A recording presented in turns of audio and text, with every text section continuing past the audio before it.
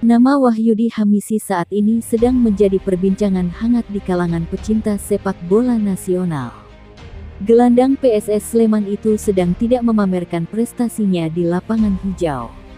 Dia juga tidak mencetak gol spektakuler atau membantu klubnya menang. Namanya justru jadi sorotan karena perilaku buruknya di lapangan.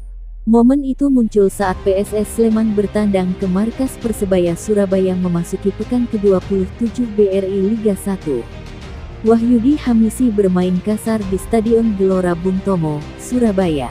Peristiwa itu terjadi saat Wahyudi Hamisi masih berseragam Borneo FC di Liga 1 2018. Saat itu, Pesut Etam melakoni lawatan dalam laga pekan ke-25 di markas Persebaya di Stadion GBT pada tanggal 13 Oktober tahun 2018. Insiden itu muncul setelah gelandang asing Robertino Pugliara melakukan dribble di sisi sayap kanan. Secara brutal, Wahyudi Hamisi melakukan tackle horor dengan menjepit kaki pemain asal Argentina itu di menit ke-15. Hal itu langsung membuat Robertino mengerang kesakitan dan ditandu keluar. Anehnya, Wahyudi Hamisi pun hanya mendapat kartu kuning untuk tindakan yang sangat sembrono itu.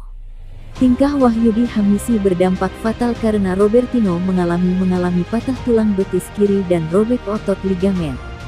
Robertino sudah menjalani operasi pemasangan pen sekaligus penjahitan ligamen di Rumah Sakit Ortopedi dan Traumatologi, Surabaya, 3 hari kemudian.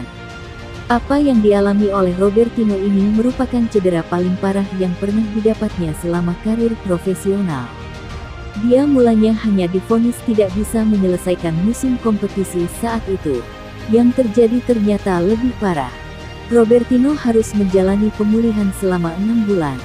Saat memasuki Liga 1 2019, dia sudah tidak menemukan klub baru.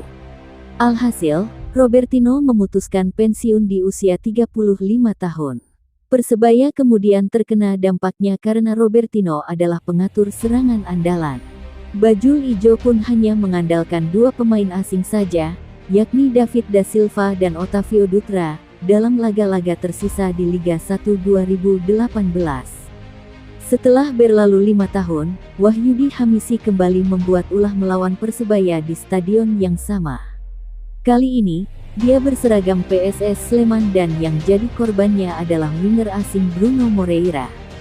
Mulanya Bruno sedang tersungkur kesakitan, setelah kakinya ditendang dari belakang oleh bek lawan di menit ke-16. Dalam situasi itu, ada gelandang rival Wahyudi yang mendribel terlihat ingin menjauhkan bola. Wahyudi Hamisi berusaha merebut bola, tapi dia melepas sepakan yang akhirnya mengarah ke kepala Bruno. Sontak saja, wasit Ginanjar Rahman Latif meniup peluit semua pemain Persebaya melakukan protes keras atas aksi brutal itu. Pertandingan sempat terhenti sekitar 2 menit karena pemain kedua kesebelasan terlibat adu mulut. Pada akhirnya, Wahyudi Hamisi yang menerima kartu kuning saja. Hamisi sangat jelas dan layak untuk diberikan kartu merah, namun hanya diberi kartu kuning.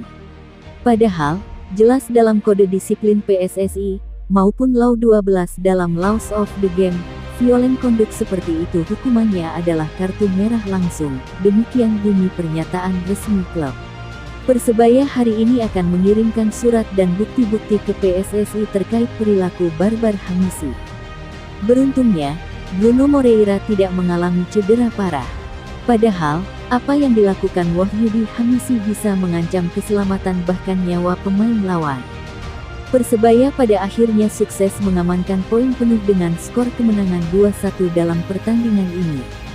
Hasil ini membuat Persebaya telah melewati 9 laga terakhir tak terkalahkan. Namun, mereka baru memetik 2 kemenangan dalam jumlah pertandingan itu, 7 sisanya berakhir seri.